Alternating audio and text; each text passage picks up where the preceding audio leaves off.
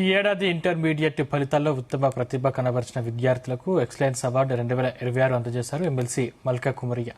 హైదరాబాద్ గుంటూరులోని పల్లవి ఇంజనీరింగ్ కళాశాలలో నిర్వహించిన కార్యక్రమంలో ఆయన పాల్గొన్నారు. సుమారు 150 మంది విద్యార్థులకు మెడల్స్, ప్రశంసా పత్రాలు అందజేశారు. భవిష్యత్తులో ఎంచుకోవాల్సిన మార్గాలు, ఉన్న అవకాశాలపై విద్యార్థులకు దిశానిర్దేశం చేశారు.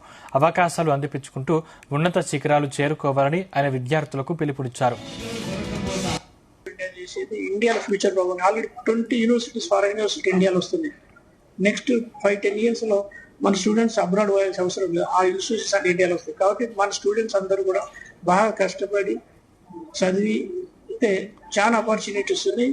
మన దగ్గర చదువుకోవచ్చు, మన దగ్గర జాబ్ చేసుకోవచ్చు. మన ఫారెన్ దగ్గర పోయి పనిచేసే అవసరం లేదు.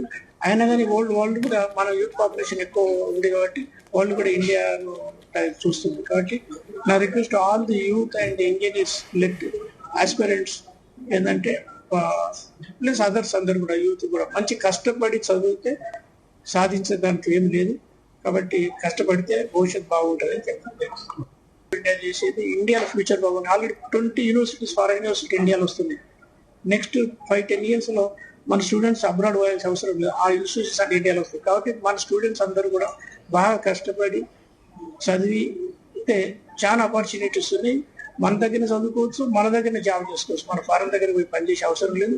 అయినా కానీ వరల్డ్ కూడా మన యూత్ పాపులేషన్ ఎక్కువ ఉంది కాబట్టి వరల్డ్ కూడా ఇండియాను చూస్తుంది. కాబట్టి నా request all the youth and engineers let